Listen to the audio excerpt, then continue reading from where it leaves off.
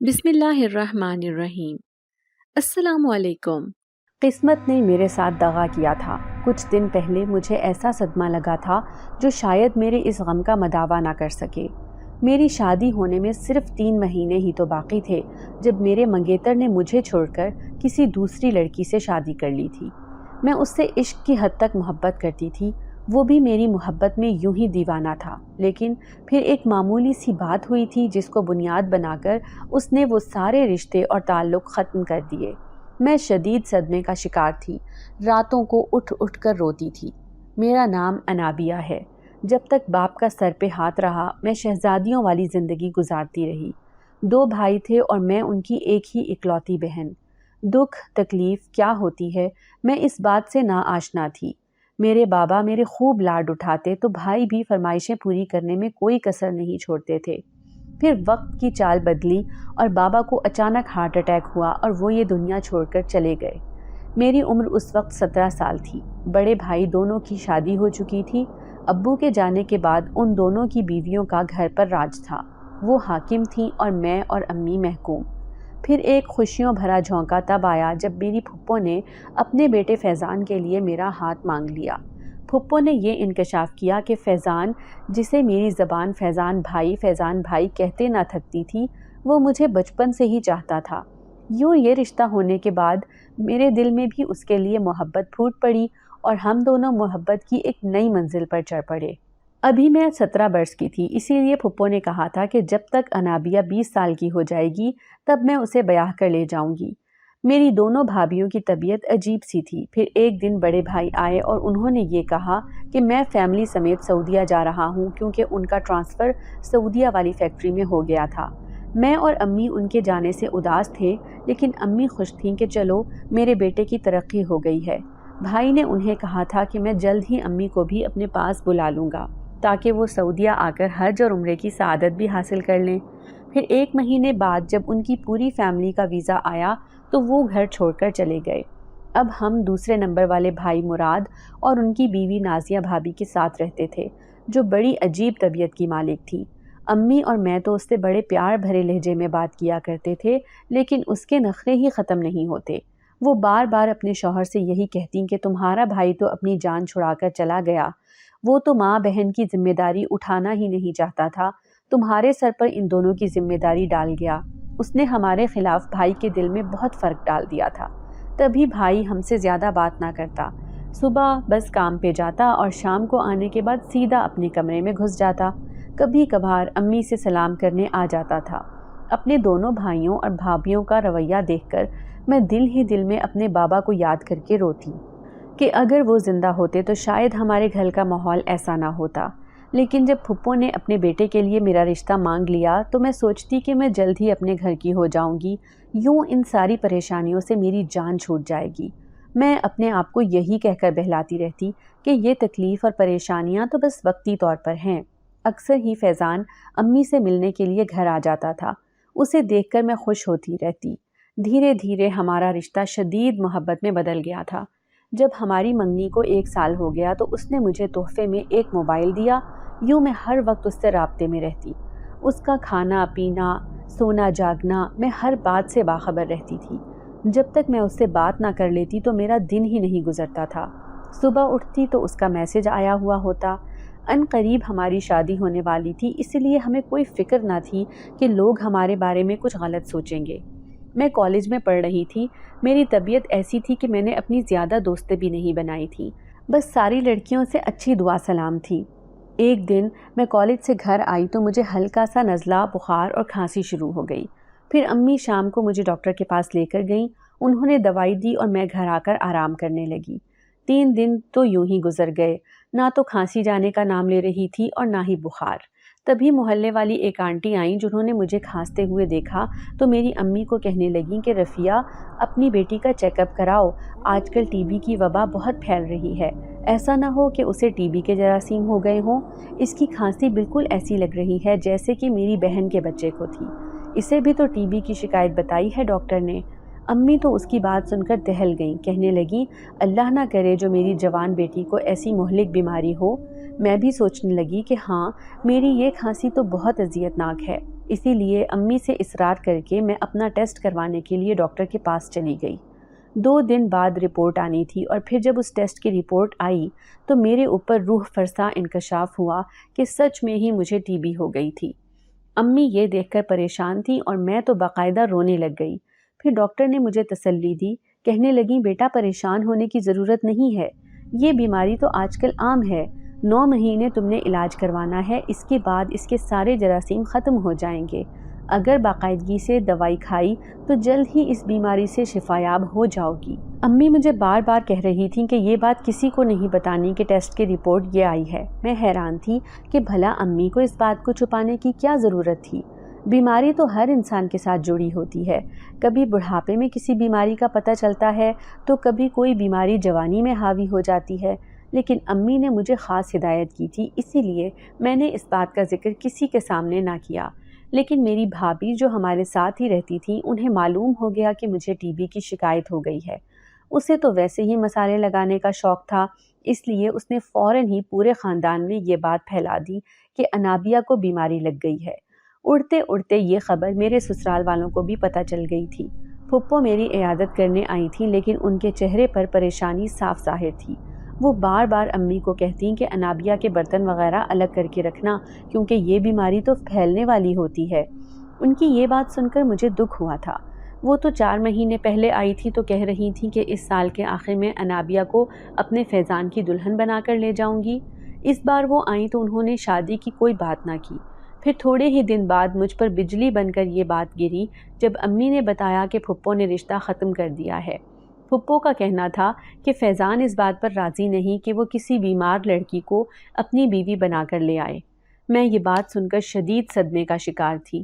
بار بار امی کو کہتی کہ امی پھپھو جھوٹ کہہ رہی ہیں، فیضان نے مجھ سے جینے مرنے کی قسمیں کھائی ہیں، اس نے مجھ سے وعدہ کیا تھا کہ میں زندگی بھر تمہارا ساتھ نبھاؤں گا۔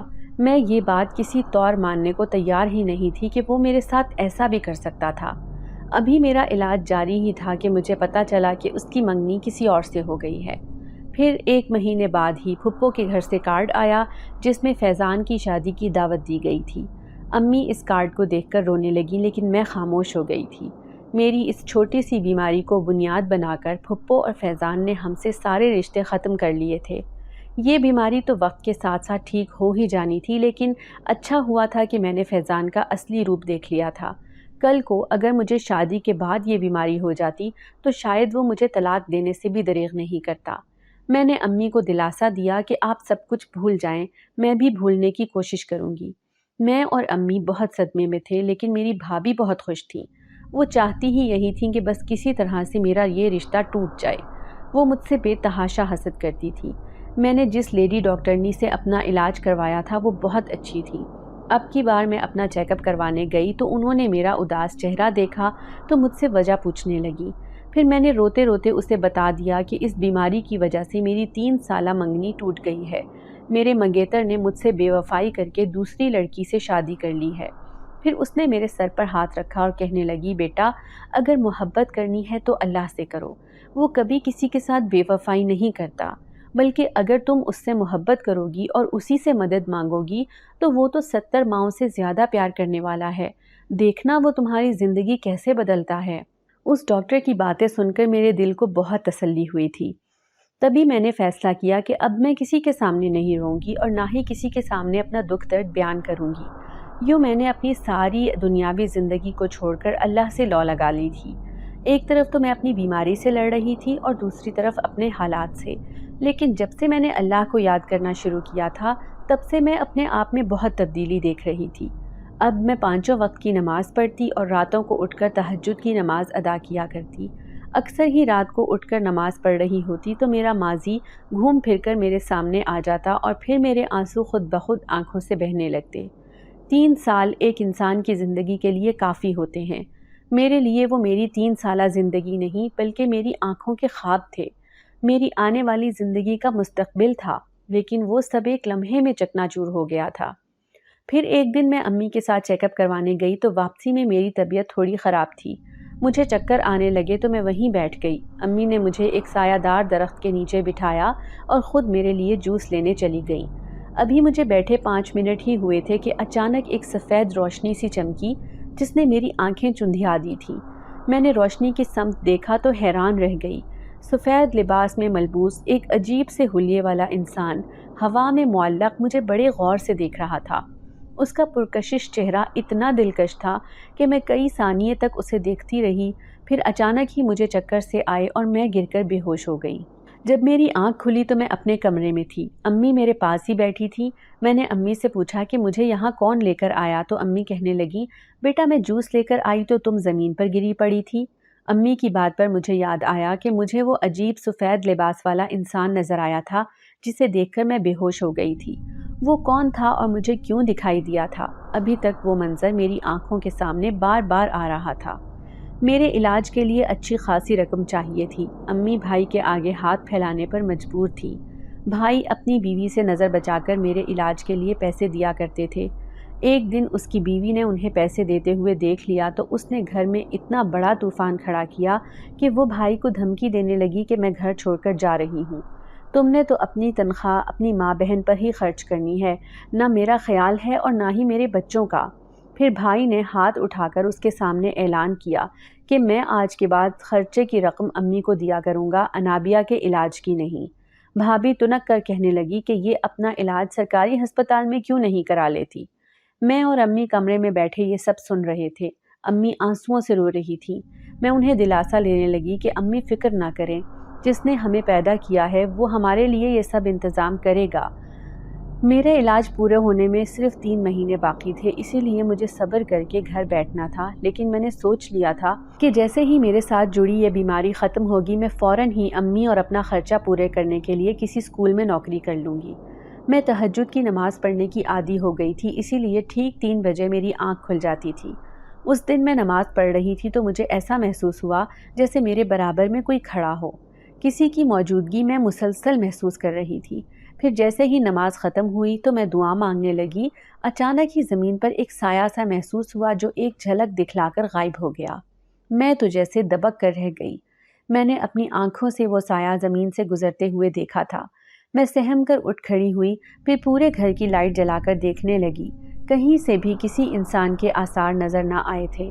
پھر لائٹ بند کر کے میں کمرے میں آ کر لیٹ گئی۔ تھوڑی ہی دیر میں فجر کی اذان ہونے والی تھی، اسی لیے آنکھیں بند کر کے درود شریف پڑھتے ہوئے میں نیند کی آغوش میں چلی گئی۔ صبح ناشتہ بنانے کے لیے اٹھی تو میرا ذہن تھوڑا بھاری ہو رہا تھا۔ رات والا منظر بھی ابھی میری آنکھوں کے سامنے تھا۔ امی کو بتا بھی نہیں سکتی تھی کیونکہ وہ خامخواہ پریشان ہو جاتی۔ ہمارے برابر میں ایک خالی گھر پڑا تھا جو کئی سالوں سے بند تھا۔ پھر اچانک ہی وہاں ایک فیملی آ کر آباد ہو گئی۔ ایک خاتون امی سے ملنے آئیں، کہنے لگیں کہ بہن مجھے یہاں آئے ہوئے 15 دن ہو گئے ہیں۔ میں دیکھ رہی ہوں کہ آپ کی بیٹی نہایت نیک اور عبادت گزار ہے۔ میری عمر 50 برس ہے لیکن میں نے قرآن پاک نہیں پڑھا۔ کیا آپ کی بیٹی مجھے گھر آ کر قرآن پاک پڑھا سکتی ہے؟ میں اسے مناسب معاوضہ دے دیا کروں گی۔ میں ان کی بات سن کر حیران رہ گئی۔ پھر امی کو میں نے اشارے سے کہا کہ وہ ہاں کہہ دیں، کیونکہ میرے لیے گھر پر پڑھانا نہایت مشکل تھا، کیونکہ بھابھی پھر 100 باتیں کرتی۔ امی نے انہیں کہہ دیا کہ ٹھیک ہے، میری بیٹی آپ کو پڑھانے گھر آ جایا کرے گی۔ دوسرے دن میں اس عورت کے گھر چلی گئی۔ میں نے صبح کا وقت پڑھانے کے لیے متعین کیا تھا۔ جیسے ہی میں ان کے کمرے میں جا کر بیٹھی تو سامنے ہی ایک سفید لباس پہنے جوان لڑکا کھڑا تھا۔ میں اسے دیکھ کر حیران رہ گئی۔ ایسے لگتا تھا کہ جیسے میں نے اسے کہیں دیکھ رکھا ہے۔ ایک نظر اس پر ڈال کر میں نے فوراً ہی اپنی نظریں جھکا لیں۔ پھر وہ عورت کہنے لگیں کہ بیٹی یہ میرا بیٹا زاہد ہے، اسی نے تمہیں قرآن پاک پڑھتے ہوئے سنا تھا۔ پھر مجھے کہنے لگا کہ امی آپ کو قرآن سیکھنے کا شوق ہے نا، تو اس لڑکی سے پڑھ لیا کریں۔ میں حیران تھی کہ اس نے مجھے کب سن لیا۔ کیا میں اتنی اونچی آواز میں قرآن پاک کی تلاوت کیا کرتی تھی؟ چند دنوں بعد ہی میری اس عورت سے بہت اچھی دعا سلام ہو گئی تھی۔ وہ بالکل مجھ سے ماں کی طرح بات کیا کرتی تھی اور میں بھی ان کا بہت ادب اور احترام کرتی۔ وہ عورت بولنے کی بہت شوقین تھی، اسی لیے دنیا جہان کی باتیں مجھ سے کیا کرتی۔ پھر ایک دن میں انہیں پڑھانے گئی تو گھر پر وہ نہیں تھی، صرف ان کا بیٹا ہی گھر پر موجود تھا۔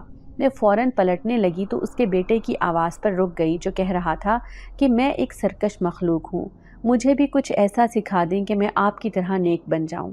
اس کی اس بات پر میں بھلا کیا کہتی؟ میں نے تو اپنی تکلیفوں اور پریشانیوں کو مٹانے کے لیے اللہ سے لو لگا لی تھی۔ اس خوبصورت نوجوان کو دیکھ کر نہیں لگتا تھا کہ اسے کسی زندگی کی پریشانیوں نے گھیرا ہے۔ फिर वो मुझे खामोश देखकर कहने लगा, अम्मी को गए हुए काफ़ी देर हो गई है, मुझे भूख भी लग रही है, क्या आप मेरे लिए खाना बना सकती हैं? अब मैं अजीब मुश्किल का शिकार थी। मैं तो इसीलिए आई थी कि आज महीना हो गया था, उनसे पैसे चाहिए थे क्योंकि आज मुझे डॉक्टर के यहाँ चेकअप करवाने के लिए जाना था। अब उसकी फरमाइश पर मैं रुक गई। फिर उसके कहने पर मैंने उसके लिए गोश्त का सालन बनाया और 4-5 चपातियाँ बनाकर रख दी। इस दौरान वो मुझे बड़े गौर से काम करते हुए देखता रहा। फिर मैं उसे तंबीह करते हुए कहने लगी कि मेरे हाथ का बना हुआ खाना आप खा तो लेंगे, लेकिन ख्याल रखिएगा, मुझे बीमारी है जो लोगों को लग जाती है। वो बड़े आराम से कहने लगा कि फ़िक्र ना करें, अगर आपने खाने में जहर भी मिला दिया तो मैं इसे भी बड़े शौक़ से खा लूँगा। मैं दिल में सोचने लगी कि क्या वो मेरी बीमारी से बाखबर था। अब मैंने घर जाने के लिए कदम बढ़ाए ही थे कि उसने मुझे आवाज़ देकर रोका। मैंने पीछे पलट कर देखा तो उसके हाथ में एक लिफाफा था। फिर उसने मुझे वो लिफाफा दिया और कहने लगा कि अम्मी ने कहा था जब आप आएँ तो आपको दे दूँ। मैं दिल ही दिल में खुश हो गई कि शुक्र है उन्हें खुद ही ख्याल आ गया और मुझे कहने की ज़रूरत ना पड़ी। मैं उसका दिया हुआ लिफाफा लेकर घर आ गई। घर आकर मैंने वो खोला तो हैरान रह गई। वो पैसे मेरी सोच से भी ज़्यादा थे। फिर मैंने वो लिफाफा अम्मी को दे दिया। कहने लगी कि अम्मी, दोनों माँ बेटे अजीब से हैं, भला कुरान पाक पढ़ने का इतना ज़्यादा हदिया कौन देता है? अम्मी वो पैसे देखकर खुश हो गईं। कहने लगी, अनाबिया बेटी, शुक्र अदा करो खुदा का। इस वक्त तुम जानती हो कि हमें पैसों की कितनी ज़रूरत है। तुम्हारे भाई ने तो बिल्कुल हाथ खींच लिया है पैसे देने से। मैं अम्मी के चेहरे पर खुशी देखकर खुश थी। वो बेचारी मेरे लिए बड़ी परेशान रहती थी। फिर शाम को डॉक्टर के पास चली गई। चेकअप करवाने के बाद भी अच्छी खासी रकम बच गई थी। अम्मी कहने लगीं, चलो बाज़ार चलते हैं, थोड़े से फ्रूट ख़रीद लूँगी तुम्हारे लिए और थोड़ा सा खाने पीने का सामान। मैं देख रही थी कि अम्मी के कपड़े अच्छे खासे पुराने हो गए थे। अम्मी ने कितने सालों से अपने लिए कपड़े नहीं लिए थे। फिर मैंने बचे हुए पैसों से अम्मी के लिए कपड़े ले लिए। जब हम दोनों माँ बेटी बाज़ार से ये सब चीज़ें लेकर आए तो भाभी ने हमारे हाथ में सामान देख लिया। फिर शाम को भाई आए तो वो चीखने चिल्लाने लगीं कि सारा पैसा अपनी माँ बहन पर लौटा रहे हो, मुझसे वादा करने के बावजूद भी तुमने उन्हें इतनी बड़ी रकम क्यों दी? भाई उन्हें समझा समझा कर थक गए थे कि मैंने उन्हें कोई रकम नहीं दी, लेकिन फिर भी उन्हें यकीन नहीं आ रहा था। मैंने भी चुप रहने का फ़ैसला किया। मैं नहीं बताना चाहती थी कि ये पैसे कहाँ से आए थे। अब मैं बाकायदगी से उस खाला को सबक देने जा रही थी। वो भी पढ़ने में दिलचस्पी रखती थी। एक दिन मैं उन्हें पढ़ाने गई तो हैरान रह गई। वो अजीबो गरीब सी जड़ी बूटियाँ अपने पास रखे न जाने उनसे क्या बना रही थी। मेरे पूछने पर कहने लगी, कबीले के बहुत से लोग ज़ख्मी हुए पड़े हैं, उनकी दवाई मैं ही बनाती हूँ। वो बड़े मगन से अंदाज में काम कर रही थी तो मैंने कहा, कौन सा कबीला खाला, और ये जड़ी बूटियाँ आप कहाँ से लाई हैं? मेरी बात सुनकर वो चौंक गई। फिर कहने लगी, वहीं पर जहाँ मेरा बेटा जाहिद गया हुआ है। उसकी बातें ना समझ में आने वाली थी। मैंने उन जड़ी बूटियों को सूंघा तो उनकी बदबू मेरे दिमाग पर चढ़ गई और मैं वहीं बेहोश होकर गिर गई। जब होश आया तो मैं हैरान रह गई। मैं अपने घर में नहीं थी, बल्कि ये कोई अनदेखी सी जगह थी। एक खैमा सा बना हुआ था जिसमें मैं लेटी थी। मैं फ़ौरन ही उठकर बाहर आ गई। मेरे 14 तबक रोशन हो गए क्योंकि वो एक वीरान जजीरा था। मैं हैरान थी कि मैं यहाँ कैसे पहुँची। इस वीरान सी जगह में सिवाय इस खैमे के कुछ भी नहीं था। मैं घबरा कर रोने लगी तो सफ़ेद लिबास में मलबूस वही नौजवान मेरे सामने आ गया। मैं उसे देखकर डर गई। फिर कहने लगी, तुम मुझे यहाँ क्यों लेकर आए हो? तुम जानते हो कि मैं एक बीमार लड़की हूँ और अभी मेरा इलाज चल रहा है। वो कहने लगा, प्यारी लड़की, मैं तुम्हें यहाँ इलाज के लिए ही लेकर आया हूँ। इस जजीरे पर चंद एक जड़ी बूटियाँ मौजूद हैं जो सिर्फ चंद दिनों के बाद ही तुम्हारी सारी बीमारी ख़त्म कर देंगी। मैंने उसकी बात सुनकर इनकार किया और कहने लगी, नहीं नहीं, मुझे मेरी माँ के पास जाना है, वो मेरा इंतज़ार कर रही होंगी। वो कहने लगा कि फ़िक्र ना करो, तुम्हारी माँ को भी तुम्हारे बारे में ये मालूम है कि तुम अपना इलाज करवाने यहाँ आई हो। उसकी बात मेरे पल्ले ना पड़ी थी। दिल चाह रहा था कि उसे धक्का देती हुई यहाँ से भाग जाऊँ। मैं परेशानी से वहाँ खड़ी थी। मुझे परेशान देखकर वो कहने लगा, फ़िक्र ना करो, तुम यहाँ आराम और सुकून से रहोगी। जब तुम यहाँ से अपनी दुनिया में जाओगी तो मुकम्मल सेहतयाब हो चुकी होगी। मैं कहने लगी कि तुम क्या डॉक्टर हो जो मुझे ठीक करोगे? मुझे वापस अपनी माँ के पास जाना है। फिर वो मुझे समझाते हुए कहने लगा कि देखो, मुझे तुम्हारी मदद की ज़रूरत है, जिस तरह तुम्हें इलाज की ज़रूरत है। اگر تم میری تھوڑی سی مدد کر دو گی تو ہمارے قبیلے میں ایک بہت بہترین معالج ہے، وہ تمہارا علاج کرنے میں کوئی کسر نہیں چھوڑے گا۔ تم ایک اچھی اور نیک لڑکی ہو، میں چاہتا ہوں تمہاری زندگی اتنی حسین گزرے جس کی تمہیں آرزو بھی نہ ہو۔ وہ مجھے مجبور کر رہا تھا کہ میں یہیں پر ٹھہر جاؤں، لیکن یہ جگہ مجھے سمجھ نہ آئی تھی، اس لیے اس سے کہنے لگی کہ یہاں ویرانی اور سناٹا ہے، بھلا ایک انسان یہاں کیسے رہ سکتا ہے؟ تو مجھے جواب دیتے ہوئے وہ کہنے لگا کہ میرے ہوتے ہوئے سب ممکن ہے، میں تمہیں وہ ہر چیز اس جگہ پر مہیا کروں گا جو تمہاری ضرورت ہے۔ میں اس سے کہنے لگی کہ کیا تم کوئی جن ہو جو مجھے جادو سے ہر چیز لا کر دے دیا کرو گے؟ وہ مجھے غور سے دیکھنے لگا، پھر کہنے لگا ہاں، میں واقعی ایک جنزاد ہوں، بلکہ جنزادوں کا سردار ہوں۔ میں بے یقینی سے اسے دیکھ رہی تھی، پھر وہ کہنے لگا کہ میں سچ کہہ رہا ہوں، میں واقعی ہی ایک جنزاد ہوں، اور میری ماں جو تمہارے محلے میں رہ رہی تھی وہ میری سگی ماں ہیں، وہ بھی ایک جنزادی ہیں۔ میں وہاں سے بھاگ کر جانے لگی تو اچانک ہی اس نے اپنا ہاتھ لمبا کیا اور مجھے بازو سے پکڑ لیا۔ وہ کہنے لگا کہ مجھ سے گھبرانے کی ضرورت نہیں ہے، تم مجھے اچھی لگی تھی، اسی لیے میں تمہارے پیچھے پیچھے تمہارے گھر تک چلا آیا، لیکن جب میں نے تمہاری نیک فطرت دیکھی تو دل میں خیال آیا کہ تم ہی مجھے اس پریشانی سے نکال سکتی ہو جو مجھ سمیت میرے سارے قبیلے والے برداشت کر رہے ہیں۔ میں خوفزدہ سے لہجے میں اسے کہنے لگی نہیں نہیں، میں ہرگز کسی جنزاد کے ساتھ نہیں رہ سکتی، مجھے اپنے گھر جانا ہے۔ وہ کہنے لگا تم ابھی خوفزدہ ہو، آرام کرو، تھوڑی دیر بعد تمہیں سب کچھ سمجھ آ جائے گا۔ پھر اس نے میرے سر پر ہاتھ پھیرا تو اچانک ہی مجھ پر غشی سی طاری ہو گئی اور میں اپنے ہوش و حواس کھوتی نیند میں مدہوش ہو گئی۔ پھر جب میں ہوش میں آئی تو میرے سامنے وہ اور اس کی ماں دونوں بیٹھے ہوئے تھے۔ میں انہیں دیکھ کر سمٹ گئی کیونکہ وہ دونوں ہی جنزاد تھے۔ اس کی ماں جنزادی کہنے لگی بیٹی پریشان نہ ہو، جس طرح تم اپنے منگیتر سے عشق کرتی تھی اسی طرح میرا بیٹا بھی تمہاری محبت میں گرفتار ہو گیا ہے، اسی لیے وہ تمہیں اپنے ساتھ لے آیا ہے یہاں، تمہیں کوئی پریشانی نہیں ہوگی، ہم تمہارا بہت خیال رکھیں گے۔ میں چپ چاپ بیٹھی تھی، انہوں نے میرے ساتھ دھوکہ کیا تھا، مجھے کچھ بولنے کے قابل نہ چھوڑا تھا۔ وہ جنزاد کہنے لگا میں کوئی عام جنزاد نہیں ہوں بلکہ میں ایک سردار ہوں، میرے ماتحت بہت سے جنزاد ہیں جو میرے ایک حکم پر اپنی جان قربان کرنے کو تیار رہتے ہیں۔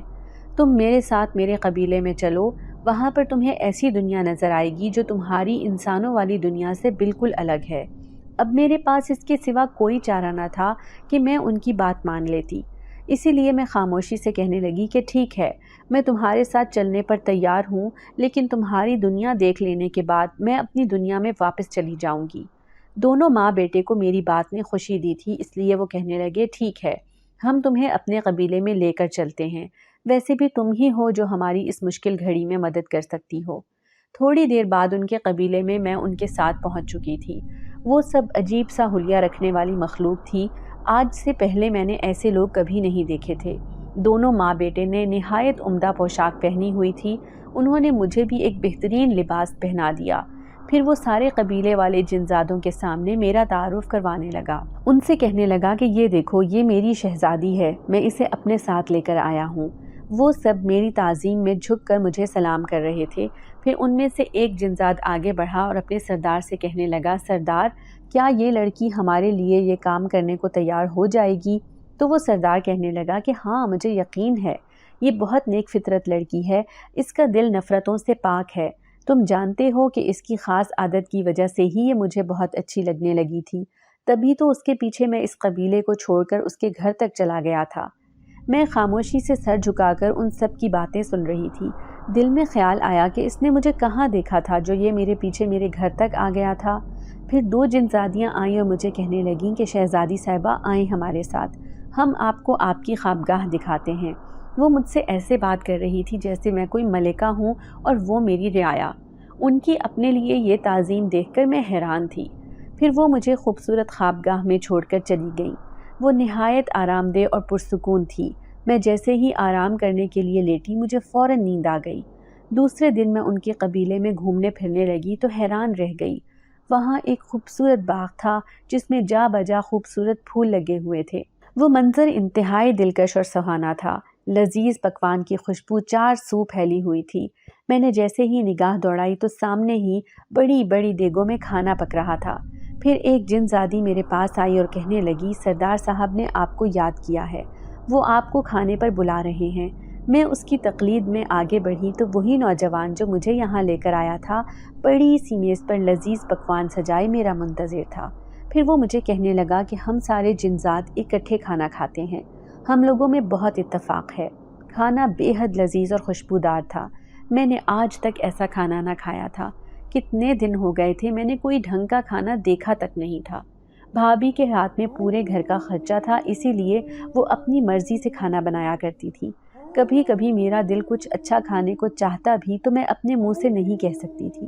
میں جانتی تھی کہ امی میں اتنی سخت نہیں کہ وہ میری فرمائشیں پوری کر سکیں، لیکن یہاں پوری میز پر میری پسندیدہ چیزیں رکھی ہوئی تھیں۔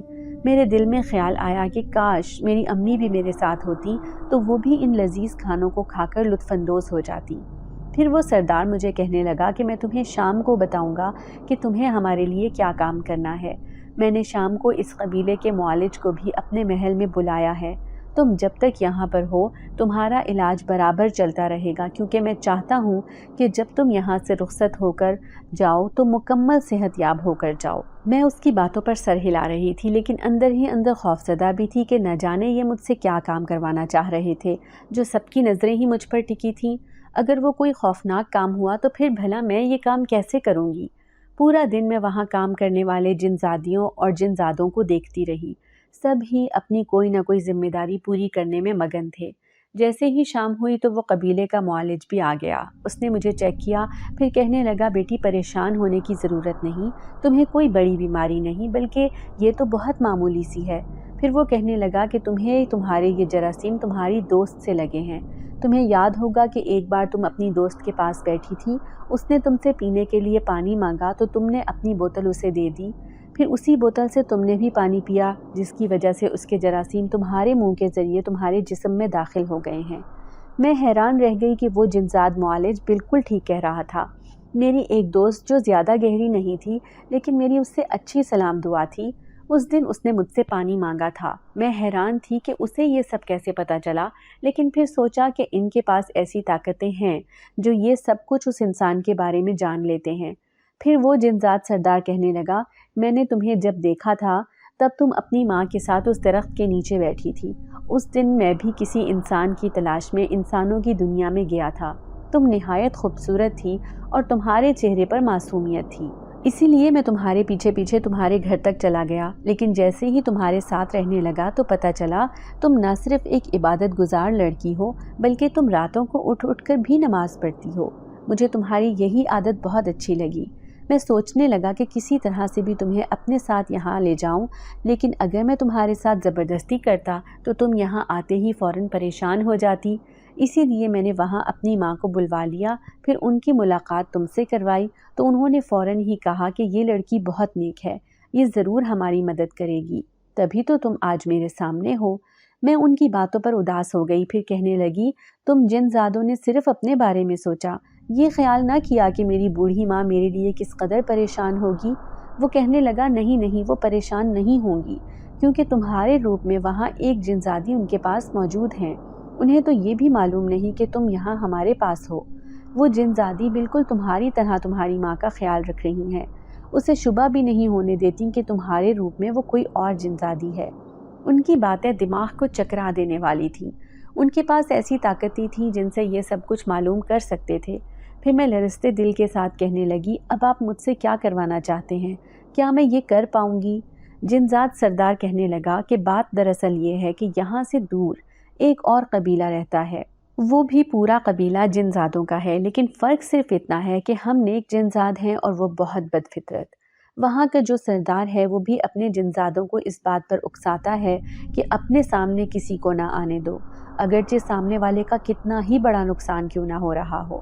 اسی لیے وہ کچھ ایسے حالات پیدا کر رہے ہیں کہ ہمارے لیے بہت پریشانیاں کھڑی ہو رہی ہیں۔ ہمارے ایک خاص جنزاد نے ہمیں بتا دیا ہے کہ وہ شیطانی سردار اپنے قبیلے کے جنزادوں کے ہمراہ ہم پر حملہ کرنے کا ارادہ رکھتا ہے۔ وہ سب ایک خاص عمل کر رہے ہیں اور وہ عمل کرنے کے بعد وہ اتنے طاقتور ہو جائیں گے کہ ہم ان کے سامنے بالکل بے بس کھڑے ہوں گے۔ تم نے ہمیں دیکھ کر اندازہ لگا لیا ہوگا کہ ہم کتنے خوشحال ہیں، لیکن ہم سب اندر سے بہت پریشان ہیں۔ کبھی بھی ہمارے قبیلے پر حملہ ہو سکتا ہے اور ہماری جان کو خطرہ ہے۔ ایک ہفتے بعد چاند کی 14ویں شب آنے والی ہے، اس رات ہم سارے جنزاد مل کر ایک بہت بڑا عمل کرنے والے ہیں۔ اس عمل میں تم نے ہمارا ساتھ دینا ہوگا۔ جب ہم عمل کرنے کے لیے ایک پرانے درخت کے نیچے جائیں گے تو تم نے پیچھے سے ہمارے لیے ایک عمل کرنا ہوگا تاکہ اس بات کی خبر اس شیطانی جنزاد کو نہ پہنچے کہ ہم اپنے حملے سے بچاؤ کی تدبیریں کر رہے ہیں۔ اگر اس 14ویں شب کو ہمارا یہ عمل پورا ہو گیا تو ہم اس شیطانی سردار سے بھی زیادہ طاقتور ہو جائیں گے۔ وہ حملہ کرنے سے پہلے 100 دفعہ سوچے گا، لیکن تم نے یہ عمل بالکل اکیلے بیٹھ کر ایک سنسان جگہ پر کرنا ہوگا۔ تمہیں ڈرانے کے لیے بہت سی مخلوقات آئیں گی، ان میں چڑیلیں، بدروہیں اور شیطانی جنات بھی ہوں گے، لیکن اگر تم نے یہ عمل بیچ میں چھوڑ دیا تو سمجھ لینا کہ ہم سب کی جان خطرے میں پڑ جائے گی۔ پھر ہمیں اس شیطانی جنزاد کے شر سے کوئی نہیں بچا سکے گا، لیکن اگر تم نے یہ عمل پورا کر لیا تو تم پر ہمارا بہت بڑا احسان ہوگا۔ تمہاری نیک فطرت دیکھ کر ہمیں نہیں لگتا کہ کوئی بھی شیطانی مخلوق تمہیں تنگ کر پائے گی۔ تمہارا دل مضبوط ہے، تمہارا کیا ہوا عمل بھی طاقت کا حامل ہوگا، اسی لیے میں نے تمہارا انتخاب کیا ہے۔ کیا تم ہماری مدد کرنے کے لیے یہ عمل کرنے کو تیار ہو؟ وہ مدد طلب نظروں سے میرے جواب کا منتظر تھا۔ میں اسے کیا کہتی کہ میں تو خود ایک نہایت کمزور لڑکی ہوں۔ وہ بھی بظاہر مجھے ایک طاقتور لڑکی تصور کرتے ہیں، لیکن ان کی باتیں سن کر میرا دل کانپ رہا تھا۔ پھر بھی میرے اندر یہ عادت نہ تھی کہ میں کسی کو کسی کام کے لیے منع کر سکتی، اسی لیے میں نے ان سب کے سامنے حامی بھر لی کہ میں یہ عمل ضرور کروں گی۔ اگر میری وجہ سے کسی کی جان بچ جاتی ہے تو مجھے اپنی جان قربان کرنے کا بھی کوئی ڈر نہیں۔ وہ سب خوش ہو کر زور زور سے تالیاں بجا رہے تھے اور میرا شکریہ ادا کر رہے تھے، اور میں اندر ہی اندر شرمندگی سی محسوس کر رہی تھی کہ اگر میں ان کا یہ کام نہ کر سکی تو مجھے اپنا آپ ایک مجرم کی طرح محسوس ہوگا۔ اب یہ عمل کرنے میں پورا 1 ہفتہ باقی تھا۔ مجھے یہ پورا ہفتہ اسی قبیلے کے جنزادوں کے ساتھ گزارنا تھا۔ بظاہر مجھے یہاں کوئی تکلیف نہیں تھی، لیکن اس جنزاد نے مجھے یہ کہہ دیا تھا کہ جب تم یہاں سے جاؤ گی تو تمہاری زندگی مکمل تبدیل ہو چکی ہوگی۔ نہ جانے بھابھی امی کے ساتھ کیا سلوک کر رہی ہوں گی، وہ انہیں صحیح سے کھانا دے بھی رہی ہوں گی یا نہیں، ان کی صحت کا خیال پتہ نہیں وہ جنزادی ٹھیک سے رکھ پا رہی ہوگی کہ نہیں۔ دن رات میں انہی سوچوں میں مبتلا رہتی۔ مجھے بس جلد از جلد اپنے گھر جانے کی جلدی ہو رہی تھی۔ یہ پورا ہفتہ میرا بہت عیش سے گزرا تھا۔ میں نے اپنی زندگی کا ایک حسین دور گزارا تھا۔ میں صرف دل میں سوچتی کہ آج میرا یہ کھانے کا دل کر رہا ہے، تھوڑی دیر کے بعد وہی چیز میری میز پر میرے لیے سجی ہوتی۔ ان کی خوبصورت پوشاک جن پر سونے چاندی کی تاروں کا کام ہوا تھا، جنزادیاں مجھے پہننے کے لیے دیتی۔ وہ میرا ایسا خیال رکھتی تھی جیسے کسی شہزادی کا رکھا جاتا ہے۔ میں جانتی تھی کہ یہ سب اس جنزاد سردار کی ہدایت پر ہی وہ میرے ساتھ کر رہی تھی۔ پھر دیکھتے ہی دیکھتے وہ رات بھی آ گئی۔ اس رات کے لیے سب تیاریاں کر رہے تھے۔ جنزادیاں یہ دعا کر رہی تھیں کہ ہمارے قبیلے کے سارے جنزاد اس عمل میں کامیاب ہو جائیں۔ ان سب نے مل کر اپنے لیے یہ عمل کرنا تھا، جبکہ میں نے اکیلے بیٹھ کر ان کے لیے یہ عمل کرنا تھا۔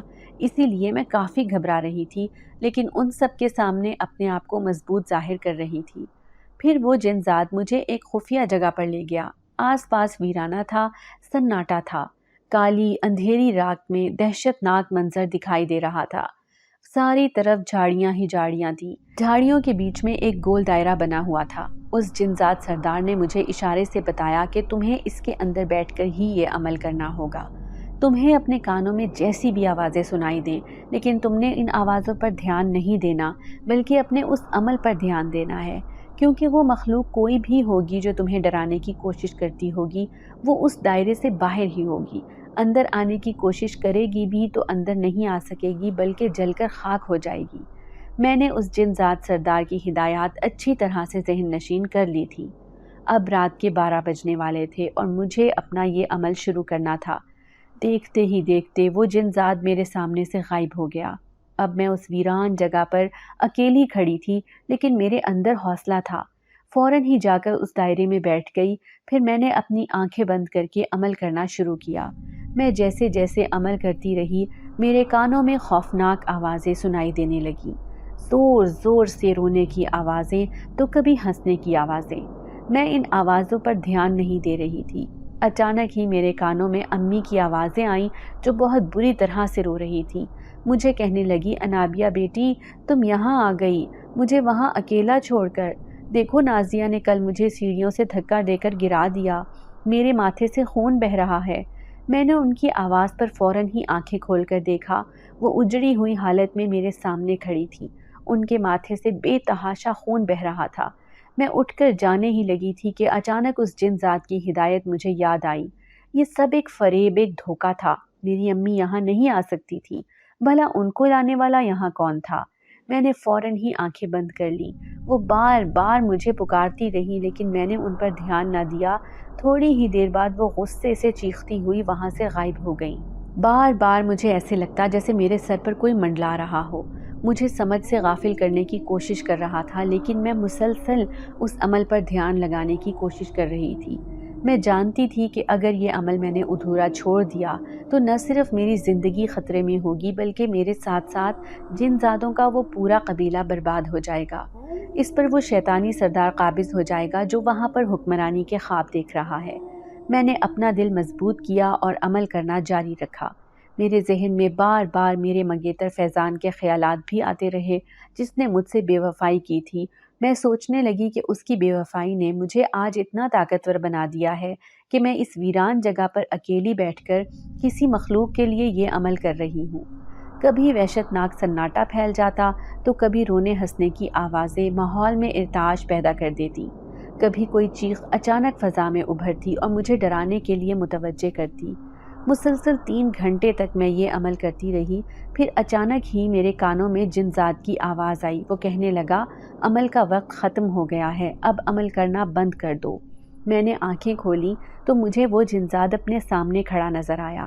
میں اسے دھوکہ سمجھ رہی تھی، لیکن جب اس نے خود دائرے میں آ کر مجھے اٹھایا تو مجھے یقین آ گیا کہ میں نے ان کے لیے یہ عمل پورا کر دیا تھا۔ مجھے بہت خوشی ہو رہی تھی، وہ بھی مجھے دیکھ کر خوش تھا۔ کہنے لگا، تم نے اپنی جان کی بھی پرواہ نہیں کی بلکہ ہمارے قبیلے کے جن زادوں کے بارے میں سوچ کر یہ عمل مسلسل کرتی رہی۔ چلو میرے ساتھ میرے قبیلے میں، وہاں سب تمہارے منتظر ہیں۔ میں جیسے ہی اس قبیلے میں داخل ہوئی تو پھولوں کی بوچھاڑ میرے اوپر آ گری تھی۔ وہ سب مجھ پر پھول پھینک کر میرا استقبال کر رہے تھے۔ میں ان کا شکریہ ادا کرنے لگی۔ پھر وہ جن زاد مجھے کہنے لگا، تم نے ہم پر بہت بڑا احسان کیا ہے، اس احسان کا بدلہ ہم چکا نہیں سکتے، لیکن میرا تم سے وعدہ ہے کہ آج کے بعد تمہیں اپنی زندگی میں کوئی پریشانی نہیں ہوگی۔ میرا احترام تمہارے لیے کل بھی تھا اور آج بھی ہے اور ہمیشہ رہے گا۔ زندگی میں کبھی تمہیں کوئی تکلیف، کوئی پریشانی ہو، ایک بار آنکھیں بند کر کے مجھے یاد کر لینا، میں تمہارے سامنے حاضر ہو جاؤں گا۔ پھر اس معالج جن ذات نے مجھے کہا، میں نے تمہارا یہاں کی خاص جڑی بوٹیوں سے علاج کر دیا ہے، اب تم مکمل صحت یاب ہو چکی ہو۔ میں ان کی بات سن کر خوش ہو گئی تھی۔ اب وہ جن ذات مجھے میرے گھر چھوڑنے جا رہا تھا، لیکن اس نے اپنی اس قبیلے کی جن زادی کو پہلے ہی سب کچھ بتا دیا تھا۔ وہ ایک خفیہ جگہ پر آنے والی تھی۔ میرے وہاں سے جانے سے پہلے ان سب نے مجھے بہت سے تحفے تحائف دیے تھے جو نہایت قیمتی اور خوبصورت تھے۔ انہوں نے وہ سارے لباس مجھے تحفے میں دے دیے تھے جو سونے اور چاندی کے کام سے تیار کیے گئے تھے۔ پھر رات کے اندھیرے میں میں اپنے گھر پہنچ چکی تھی اور جاتے ہی اپنے بستر پر سو گئی جسے ابھی ابھی وہ جن زادی خالی کر کے گئی تھی۔ صبح میں اٹھی تو امی معمول کے مطابق مجھ سے باتیں کر رہی تھی۔ وہ نہیں جانتی تھیں کہ میں اتنا عرصہ ان جن زادوں کے قبیلے میں گزار کر آئی تھی۔ پھر میں باتوں ہی باتوں میں امی سے پوچھنے لگی کہ آپ کی طبیعت تو ٹھیک ہے نا؟ وہ حیرت سے کہنے لگیں کہ کیا ہوا میری طبیعت کو، میں تو بالکل بھلی چنگی ہوں۔ پھر کمرے میں آئی تو وہ ساری چیزیں پڑی ہوئی دیکھ کر حیران رہ گئیں۔ مجھے کہنے لگیں، یہ کہاں سے لے آئی ہو؟ میں کہنے لگی، امی یہ کسی خاص مخلوق نے مجھے تحفے میں دیے ہیں۔ جب ان کے دیے ہوئے تحفے امی کے سامنے کھولنے شروع کیے تو ہماری حیرت کی انتہا نہ رہی، کیونکہ اس میں سونے اور چاندی کے زیورات تھے۔ وہ ہماری سوچ سے بھی زیادہ قیمتی تھے۔ اب میرے اور امی کے دن بدل گئے تھے۔ ہم ماں بیٹی عیش کرنے لگیں۔ نازیہ بھابھی ہمیں چور نظروں سے دیکھتیں کہ یہ دونوں ماں بیٹی اتنا عیش کیسے کر رہی ہیں۔ بھائی کی تو اتنی تنخواہ بھی نہیں تھی کہ وہ ہمیں کچھ دے سکتے۔ پھر میں نازیہ بھابھی اور ان کے بچوں کے لیے بھی کپڑے اور قیمتی چیزیں لے کر آئی تو وہ ہم دونوں ماں بیٹی سے نہایت خوش نظر آنے لگی۔ اب انہوں نے ہماری عزت کرنا شروع کر دی تھی اور اکثر ہمارے کمرے میں بیٹھ کر ڈھیروں باتیں کیا کرتی۔ میں اب بالکل ٹھیک ہو گئی تھی۔ امی چاہ رہی تھیں کہ میرا کہیں رشتہ دیکھ کر وہ میری شادی کر دیں، لیکن مجھے شادی کے نام سے بھی نفرت ہو گئی تھی۔ میں سوچتی کہ بھلے ہی انسان سے کتنی ہی محبت ہو، کتنی ہی قربانیاں اس کے لیے دے دی جائیں، پھر بھی اس کی فطرت میں بے وفائی ہی لکھی ہوتی ہے۔ اب میں اپنی امی کے ساتھ ایک خوشگوار زندگی گزار رہی تھی۔ ماضی کی تلخ یادیں میں نے اپنے دل و دماغ سے مٹا دی تھی۔ اگر آپ کو آج کی ہماری کہانی پسند آئی ہے تو اسے لائک کیجیے اور اپنے پیاروں کے ساتھ شیئر کیجیے، اور ہاں، اگر آپ نے ابھی تک ہمارا چینل سبسکرائب نہیں کیا تو ضرور کیجیے۔ ملتے ہیں کل ایک نئی اور دلچسپ کہانی کے ساتھ، تب تک کے لیے اللہ حافظ۔